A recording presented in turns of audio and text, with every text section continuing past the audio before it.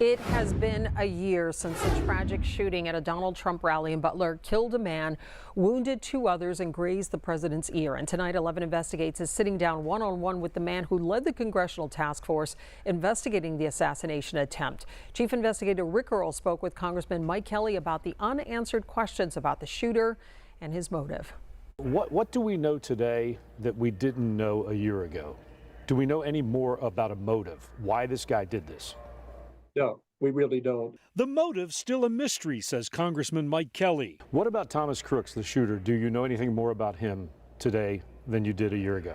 No, this is the thing that's so frustrating, Rick. We know absolutely nothing about Thomas Crooks. We know a little bit about Thomas Crooks, but not a lot. They do know his mental health, according to family members, began declining a year before the shooting. His father telling investigators he was talking to himself, dancing alone in his bedroom. A year ago, the 20-year-old from Bethel Park, described as a loner, bullied in high school, who wore hunting clothes and liked video games, scaled a building near the Butler Farm Show and fired 8 shots, grazing Trump in the ear,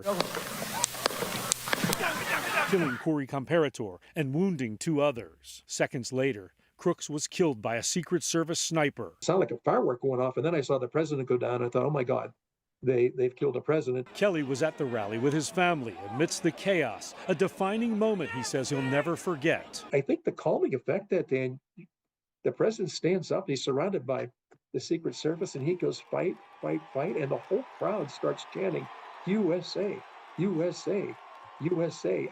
And there's just something about those moments in history that you're there for it. Kelly chaired the House task force into the attempted assassination. Everything that could go wrong that day went wrong. Among the glaring issues, he says, there were 2 separate command posts that day, and local law enforcement didn't have radio communication with federal agencies. I don't know about any other threats, guys. We got 1. The feds also had a drone, but didn't use it.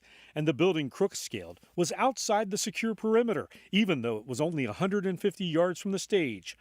Kelly says early on, local law enforcement was unfairly criticized. He says the task force determined poor planning and operational missteps by the Secret Service led to the massive security failure and ultimately the director's resignation, and now the suspension without pay of 6 agents, confirmed just this week. I can't believe they weren't on top of that. But then the question was, well, how could they have failed in every step of the way? And what's even more concerning, he says, nearly 90 minutes before the shooting, law enforcement noticed a man later identified as Crooks acting suspiciously, but lost him in the crowd. Why would you let President Trump come out and get on that podium if you were not sure that the grounds were safe and secure? 1 year later, Kelly says his thoughts and prayers are with the Comparator family. They went from being so elated about being able to go there to going home, losing their father, losing their husband. And I think that's the thing that's stuck with me more than anything else. Given the divisive political climate, Kelly says he wants to make sure the Secret Service is now up to the task. And while the work of the task force is over, Kelly says he's still searching for answers, and he hinted he may have some new information to release soon. In the studio, Rick Earle, Channel 11 News.